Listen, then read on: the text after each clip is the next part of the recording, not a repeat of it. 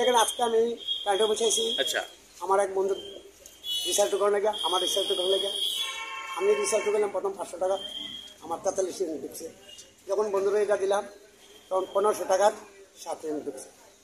পরে যে আমি স্যারের জিজ্ঞাসা করলাম, স্যার এটা কী হইলো, বাড়িতে ঢুকাও না, সেই কথা বললো। তো আমি সঙ্গে সঙ্গে থেকে বাড়িতে গেলাম, গিয়ে বন্ধুর সাথে বললাম এই ব্যাপার। তো বন্ধু এখন আইলো দোকান কারেন্ট অফিস, আই এখন বললো স্যারের সাথে কথা বললো। স্যারে বললো এখন ম্যাডাম আইসে না, একটা আছে। কোনখানে আইছেন? আমি এখন বিশালগড় জাঙ্গাইলা কারেন্ট অফিসে আছি। কি চাইতেছেন? আমি চাইতেছি যে 1500 টাকার ইউনিট কত ইউনিট পাবো, ওই ইউনিটটা আমি চাই। আমি উপযুক্ত চাই ইউনিটটা। কোন জায়গা বাড়ি? আমার বাড়ি বিশালগড় কবুরামপুর।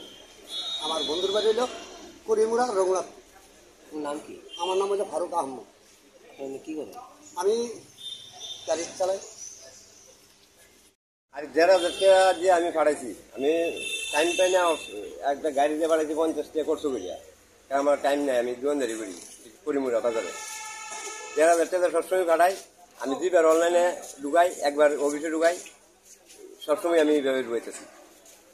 এইবার পাঠাইছি আজকে 1000 টাকা পাঠাইছি, 7 ইউনিট আমার টাকা দিচ্ছে।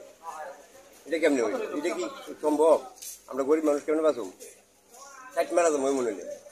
আনালে কারেন্ট বন্ধ করে দেব, তারা সবাই কারেন্ট বন্ধ করে দেব, তারা যদি কারেন্টের বিল এমন বাড়ান লাগে, এছাড়া কোনো উপায় আছে নি? তারা আমরা গরিব মানুষ কি মরে যাবো নি আমরা?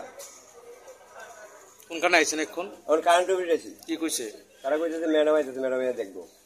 কি নাম আপনার? আমার নাম অমর জান্নাত। কিতা চাইতেছেন এখন? এখন চাইতেছি এটা কেমনি কিতা করবো তারা করুক।